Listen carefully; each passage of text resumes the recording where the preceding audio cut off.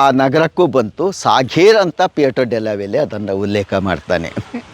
ಇಕ್ಕೇರಿಲಿ ಅರಮನೆ ಇತ್ತು ಅಂತ ಹೇಳಿದ್ರಲ್ಲ, ಅರಮನೆ ಕಟ್ಲಿಕ್ಕೆ ಎಷ್ಟು ಸಮಯ ತಗೊಂಡ್ರು, ಯಾವ ಅದು ರೀತಿ ಹಂತ ಇತ್ತು ಕೋಟೆ? ಹಂತದಲ್ಲಿ ಸದಾಶಿವ ನಾಯಕನ ಕಾಲದಲ್ಲಿ ಶುರು ಮಾಡಿದ್ದು ಹೌದು. ಅದು ಹಂತ ಹಂತದಲ್ಲಿ ಡೆವಲಪ್ ಆಗ್ತಾ ಬಂತು. ವೆಂಕಟಪ್ಪ ನಾಯಕನ ತನಕನೂ ಅದು ಬಂತು. ಎಷ್ಟು ವರ್ಷ ಅಂತ ಹೇಳಲಿಕ್ಕೆ ಆಗೋದಿಲ್ಲ.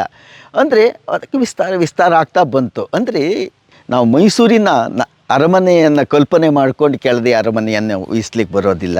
ಯಾವ ರೀತಿ ಇತ್ತು ಪಕ್ಕ ಮತ್ತೆ ಅರಮನೆ? ಮಲೆನಾಡಿನ ಮಣ್ಣು, ಹೆಚ್ಚಾಗಿ ಮಣ್ಣು ಗೋಡೆಯೂ ಇದ್ವು, ಕಲ್ಲು ಗೋಡೆಯೂ ಇದ್ವು.